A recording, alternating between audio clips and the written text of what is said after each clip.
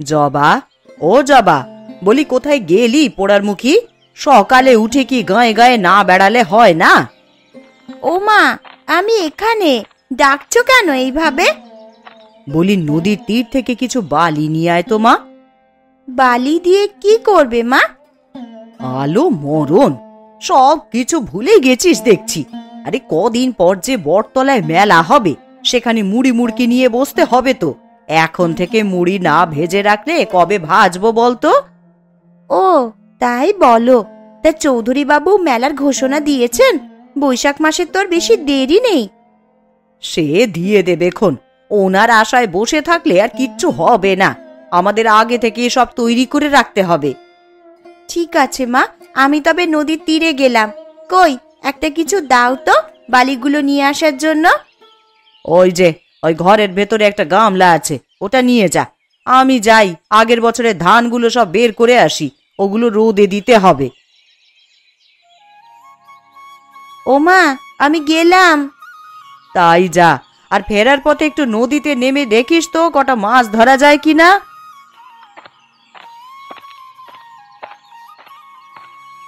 ও দিদি, বাড়ি আছো? কে? ও মায়াবতী দেখছি। তাই অবেলায় আবার কি মনে করে? তেলটা শেষ হয়ে গেছে দিদি, পটাক তেল দাও না গো। কটা বাজার থেকে ফিরলেই দিয়ে যাব। তা একটু বসো বোন, আমি ধানগুলো আবার শুকোতে দিয়ে দিচ্ছি। তো এই সময় আবার ধান রোদে দিচ্ছ? সামনেই তো আবার নতুন ধান উঠবে। আরে এগুলো মুড়ি ভাজবার জন্য, সামনে মেলা কি না। এই যা, আমরা তো ভুলেই গিয়েছিলাম গো। আরে আমাদেরও তো আয়োজন করতে হবে। তাই করো গিয়ে। এবার কর্তাকে বলবে বেশি করে মাছ ধরতে, গত বছরের মতন কম আবার যাতে না হয়। ঠিক আছে দিদি, সে আমি বলবো খন। এখন আমায় বিদায় করো তো। এই তো আমার কাজ শেষ। দাও, বাটি ঘটি কি এনেছো ওটা দাও, আমি তেলটা নিয়ে আসি। এই নাও। মাছগুলো কোটা হলো মেজো? কর্তা যে খেতে আসবে এক্ষুনি, না হলে কি দেবো বল দেখিনি। এত ছোট মাছ কি এইভাবে কোটা যায়? কতবার বললাম বড় মাছ এনো, বড় মাছ এনো। তা না, বড় মাছগুলো বিক্রি করে ছোট মাছগুলো সব নিয়ে আসবে। আরে জানিসই তো উনি বড় মাছ পছন্দ করেন না। মাছের কাঁটা লেগে গতবার কি কাণ্ডটাই না করলো। না না বাবা, সেই দিনের কথা আমি এখনো ভুলিনি বাবা। শেষেই কাঁটা খুলতে হাসপাতালে যেতে হয়েছিল। এই নাও দিদি, আমার মাছ কোটা শেষ। এইগুলোকে ধুয়ে দে তো মেজো, এসব ফাঁকে ঝুঁকির কাজ করবি না, আমি বলে দিলাম কিন্তু। তা ফাঁকিবাজি কি আমিই করি নাকি? ছোটর কথা বললে না তো। সে যে সেই কখন তেল আনতে গেল, কই এখনো তো ফিরে আসেনি। দেখ গে যা, নিশ্চয়ই হরিমতির সাথে গল্পে বসে গেছে। আসুক আজও বাড়ি। কিছু না বলতে বলতে একেবারে মাথায় উঠে গেছে। ও দিদি, তোমার তেল নিয়ে এলাম। এই গরমে যেতে আসতে কি কষ্টটাই না হলো বাবা। মহারানীর অনেক কষ্ট হয়েছে। কি মহারানী, আপনাকে বাতাস করতে হবে কি? যা তো মেজো, ওনার জন্য ঠান্ডা শরবত নিয়ে আয়। এ কি বলছো দিদি, ওকে শরবত দেব? না না দিদি, আমার শরবত জল কিচ্ছু লাগবে না। দয়া করে তুমি রেগো না। তাহলে এত দেরি হলো কেন? কার বাড়িতে বসে আড্ডা দিচ্ছিলি? কারো বাড়িতে নয় গো দিদি, বৌদি কাজ করছিল, তাই তো দেরি হয়েছে। সামনে মেলা কি না, তারই কাজ। মেলা? ওই বটতলা মেলার প্রস্তুতি শুরু হয়ে গেছে? হবে না? আরে বৈশাখ মাস তো এলো বলে। তা কর্তা তো আমায় কিছু বলেনি। এবার কি তিনি পান্তা ইলিশের দোকান নিয়ে বসবেন না নাকি? ও দিদি, এবারও মজার মজার খাবার পাওয়া যাবে মেলায়। আহা, কতদিন যে এসব খাবার খাই না। এই আরেকজন সারা দিন আছে শুধু খাওয়া দাওয়া নিয়ে। এদিকে কত কাজ যে পড়ে আছে সেই খবর আছে? তো কি কি কাজ করতে হবে বলো না দিদি, আমি এক্ষুনি গিয়ে করে ফেলছি। যা তো, গিয়ে গোলা থেকে ধান বের কর গিয়ে। ওগুলো রোদে শুকিয়ে ঢেকিতে ভেঙে চাল করতে হবে। এইবার শাইল ধানের পান্তা ভাত আর ইলিশ মাছ ভাজি করব। ঠিক আছে দিদি, আমি এক্ষুনি যাচ্ছি। ও দিদি, বৈশাখ তো আর কদিন পর থেকেই শুরু হয়ে যাবে গো। যদি পয়লা বৈশাখে মেলা হয় তবে কি সবকিছু তৈরি করতে পারবে? আরে পারবো রে মেজো, পারবো। আমরা 3 বোন কাজ করলে একদিনেই সব কাজ করে ফেলতে পারবো। এখন চল রান্না বান্না শেষ করে কাজে যাই। এই নাও দিদি, মাছ ধোয়া শেষ। সবাই এসেছো তোমরা? হ্যাঁ চৌধুরী মশাই, সব পাড়া থেকে সবাই এসেছে, আপনি সভা শুরু করে দিন। জেলে পাড়ার কাউকে দেখছি না যে, জেলে সর্দাররা কোথায়? গোপাল কাকু হয়তো জাল নিয়ে বের হয়েছে, তাই আসতে পারিনি। এসো গোপাল, এসো এসো। তা আসতে এত দেরি হলো যে, খবর পাওনি নাকি? খবর পেয়েছিলাম চৌধুরী মশাই, কিন্তু হাট হয়ে আস্তে আস্তে দেরি হয়ে গেছে। এক দোকানদারি থেকে গরিবের রস বায়না করেছিলাম, তা জালে দেব বলে আর কি, বেটা এখনো আমাকে গাব দেয়নি কলা। ভালো করে জালে রস মাখো গোপাল, সামনে বৈশাখী মেলা, তখন যে মাছের চাহিদা হবে অনেক। এবার বোধহয় আর ইলিশ খাওয়া হবে না চৌধুরী মশাই, ইলিশ ছাড়াই বৈশাখী অনুষ্ঠান পালন করতে হবে। সে কি, ইলিশ ছাড়া বৈশাখী হয় নাকি? বৈশাখে বাঙালির ঐতিহ্যের খাবার খেতে হয়। ইলিশ খেতে পারবো না কেন গোপাল কাকু? নদীতে কি ইলিশ নেই নাকি? নাকি তোমার ইলিশ ধরবার জাল নেই? মাছ ও জাল সবই আছে, কিন্তু এই মৌসুমে ইলিশ ধরবার অনুমতি নেই। মাছ ধরতে আবার অনুমতি লাগে নাকি? আমাদের নদীর মাছ আমরা ধরে খাবো, তাতে কার কি? এত সহজভাবে সবাই যদি চিন্তা করতো তাহলে তো হতোই। আপনি হয়তো জানেন না, এই মৌসুমে ইলিশ মাছ নদীর মোহনায় এসে ডিম পাড়ে, তাই মাছ রক্ষায় সরকার জেলেদের ইলিশ ধরতে নিষেধ করেছে। আরে সরকার কি এত দেখবে নাকি? আমরা ধরে খেয়ে ফেলবো। না না, সরকারি আইন অমান্য করে মেলার আয়োজন করা ঠিক হবে না। পরে আইনের লোক এসে সব পণ্ড করে দেবে। তাছাড়া ভালো বুঝেই সরকার আমাদের নিষেধ করেছে। হ্যাঁ গো, দেখবে পরের মাস থেকে ঝাঁকে ঝাঁকে রূপালী ইলিশ ধরা পড়বে। কিন্তু আমাদের মেলার কি হবে? পান্তা ইলিশ না থাকলে কি মেলা জমবে? সেটা গোপাল দেখবে। মাছ ভাতের দায়িত্ব তার উপর ছিল। কিভাবে কি খাওয়ালে মেলার ঐতিহ্য ঠিক থাকবে আর মানুষও খেয়ে তৃপ্তি পাবে, সেটা তার উপর ছেড়ে দাও। ঠিক বলেছেন চৌধুরী মশাই, আমাদের নিজেদের কাজে মনোযোগ দেওয়া উচিত, সামনে অনেক কাজ। হ্যাঁ, এবারে মেলা খুব কাছে চলে এসেছে, আর মাত্র 5 দিন আছে। এর মধ্যেই সব জোগাড় যন্ত্র করতে হবে। আমার কাজ অর্ধেক শেষ। মেয়েকে বলেছি নদী থেকে বালি আনতে, নিয়ে এলেই মুড়ি ভাজা শুরু করে দেব। আমিও মাটির জিনিসপত্র বানিয়ে রেখেছি, আজকে আরো কিছু বানাতে হবে। কে গোপাল, তুমি কি করবে? কিছু তো একটা করতেই হবে, এত বছরের একটা রেওয়াজ তো ধুলোয় মিশিয়ে দেওয়া যায় না। বেশ বেশ, তুমি তাহলে ভাবো, ভেবে বের করো সেদিন মানুষদের কি করে খাওয়াবে। আজকে তাহলে এই পর্যন্ত, তোমরা সবাই নিজ নিজ কাজে লেগে যাও। আমি লোক লাগিয়ে মেলার জায়গাটি তৈরি করছি। যাই তবে চৌধুরী মশাই।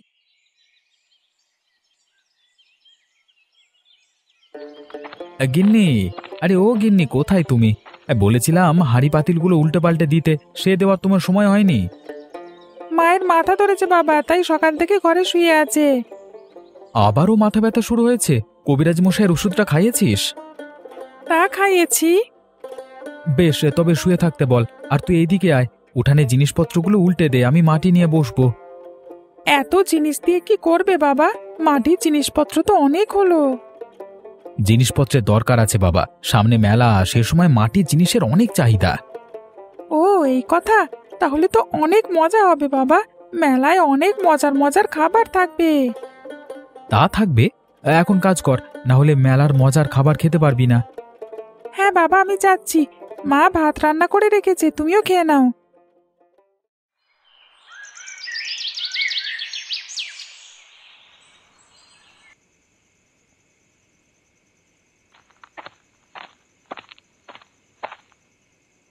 তো কি গো, কোথায় ছিলে এতক্ষণ?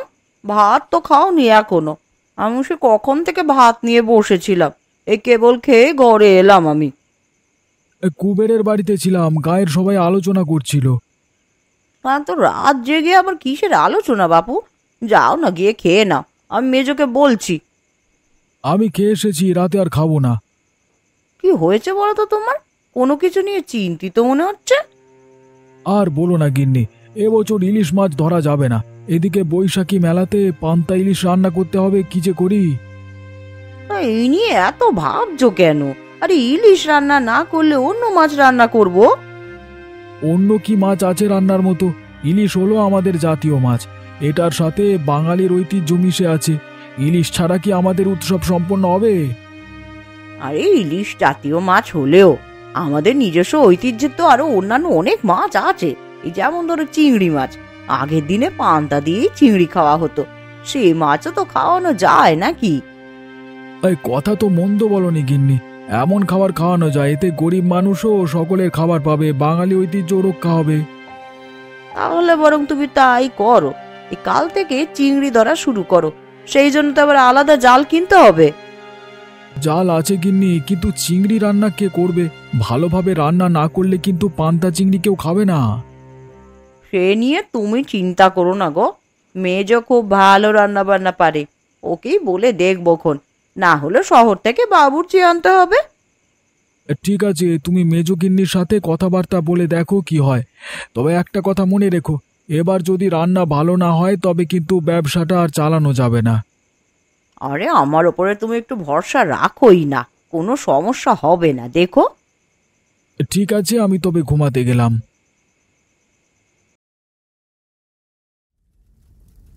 এ কি বলছো দিদি, আমাকে রান্না করতে হবে? হ্যাঁ মেজো, এই গায়ে তোর মতন ভালো রান্না কেউ রাঁধতে পারে না, তাই তোকেই রান্না করতে হবে। না না দিদি, আমি পারবো না, এত বড় আয়োজনের রান্না আগে কখনো করিনি আমি। এ কি বলছিস মেজো, প্রতিবার মেলাতে আমরা পান্তা ইলিশ রান্না করি না? আরে সে তো তুমি করতে, আমি ওসবের মধ্যে যেতামই না।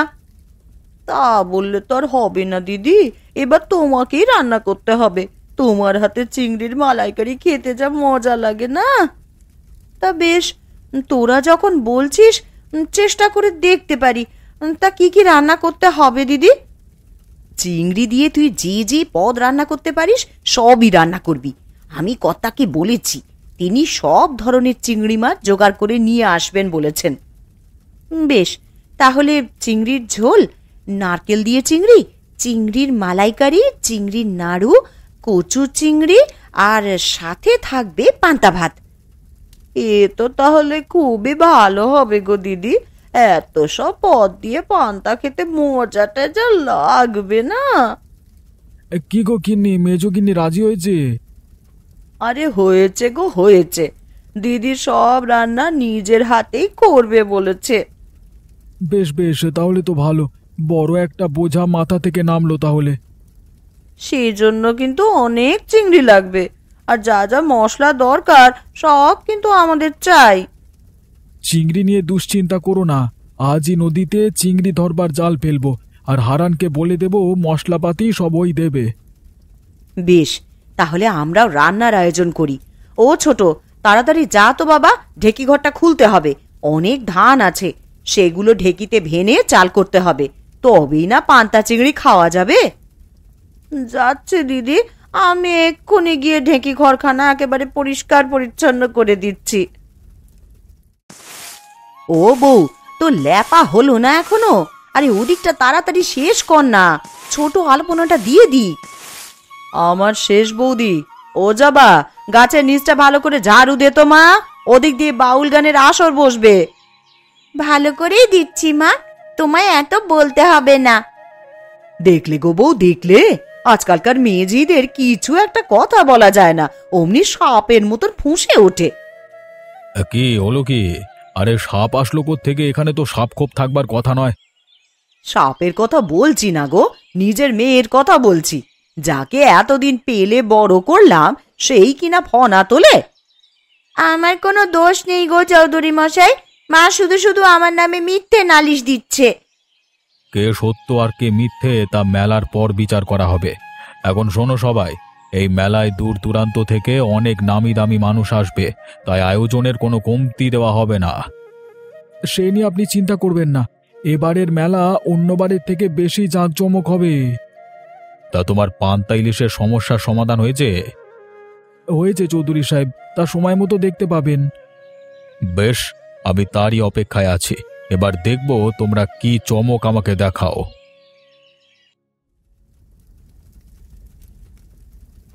মায়া, এই চিংড়ি মাছগুলো দিয়ে তো নাড়ুগুলো বানিয়ে ফেলি। এই নাও দিদি, নাড়ুর জন্য কুচো চিংড়ি আলাদা করে রেখেছি। তা বেশ করেছিস, এইগুলো দিয়ে খুব ভালো নাড়ু হয় রে। কি লো মেজো, তোর রান্না কত দূর? আরে এইদিকে মেলা যে শুরু হয়ে যাচ্ছে, জিনিসপত্র নিয়ে দোকানে যেতে হবে তো। এই তো আমার রান্না প্রায় শেষ দিদি। পান্তাগুলো জল থেকে উঠিয়েছো? না, ওগুলো জলেই থাক, খাবারের সময় উঠিয়ে দেব। আজকে পান্তা চিংড়ি খেতে যা মজা লাগবে না।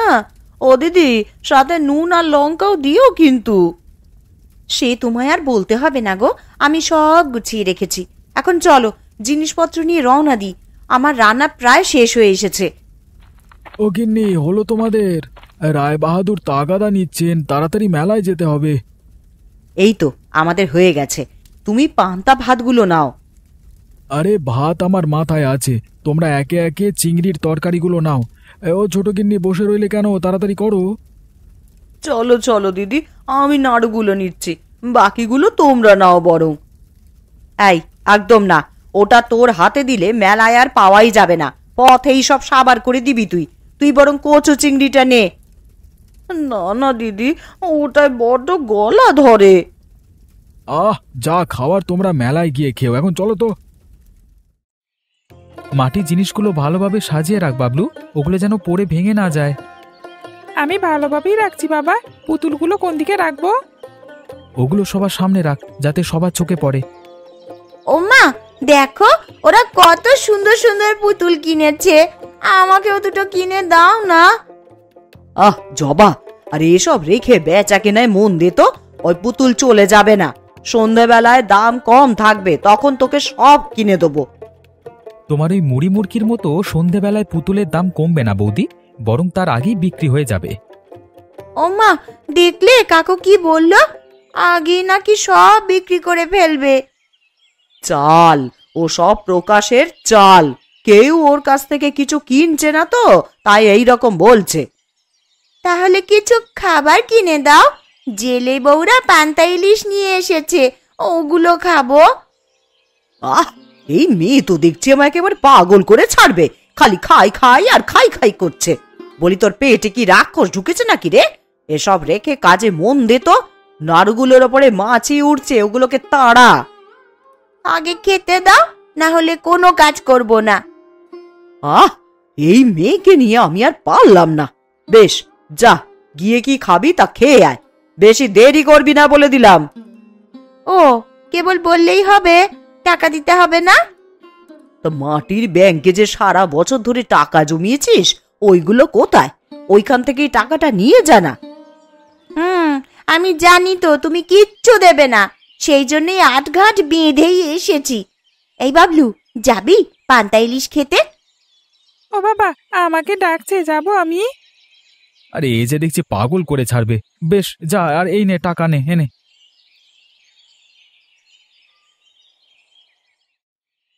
কি, তোমরা পান্তা ইলিশ করোনি? তাহলে কি নিয়ে মেলায় এসেছো? এর চেয়ে মজার খাবার এনেছি মেয়ে, আমাদের পান্তা চিংড়ি খেয়ে দেখো একবার। যেমন মজা, দামও তেমন কম, 5 টাকা থালা। ছি, ওসব চিংড়ি মাছ খায় নাকি কেউ, তাও আবার পান্তা ভাতের সাথে? ও খাবার খাওনি দেখে এমনটি বলছো। পান্তা ভাতের সাথে চিংড়ির মালাইকারি খেতে যা মজা না, সাথে থাকবে চিংড়ির নাড়ু আর কুচো চিংড়ি ভাজা। 5 টাকা দিয়ে এত খাবার, খেয়ে দেখতে হয় তো একবার। তাহলে আমিও খাবো। ও কাকিমা, আমাদের 2 থালা দাও তো, মজা না হলে কিন্তু টাকা ফেরত। ওরে ঠিক আছে বাবা, ঠিক আছে, টাকা যদি না দিতে চাস তবে দিস নে। ও ছোট, ওদের 2 থালা পান্তা চিংড়ি দে তো। এই নাও, এবার খেয়ে বলো তো কেমন হয়েছে। আরে সত্যি তো মজা রয়েছে, খেয়ে দেখো দিদি। হ্যাঁ রে বাবলু, পান্তা চিংড়ি খেতে তো অনেক মজার হয়েছে। ও কাকি, আমাকে আরেকটু পান্তা ভাত দাও না। এই নাও।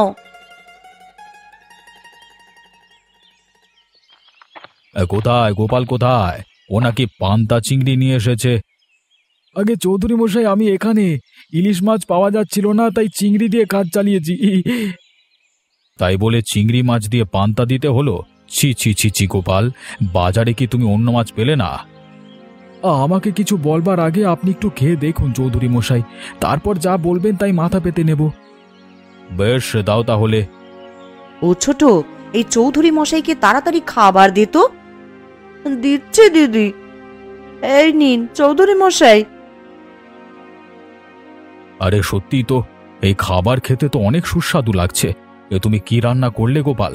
এমন খাবার বহুদিন মুখে দিইনি। বলেছিলাম না আপনাকে, এ খাবার খুবই মজাদার হবে। কাকে দিয়ে রান্না করিয়েছ এই খাবার? নিশ্চয়ই শহরের কোনো বাবুর্চি রেঁধেছে। না না চৌধুরী মশাই, এই খাবার শহরের কেউ রান্না করেনি, এটা আমার মেজগিন্নি রান্না করেছে।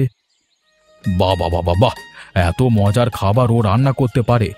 শোনো মেজো বউ, এই খাবারের জন্য আমি তোমাকে পুরস্কৃত করব, আর আজকে থেকে এই খাবার প্রতি বছর মেলায় উপস্থাপন করবে।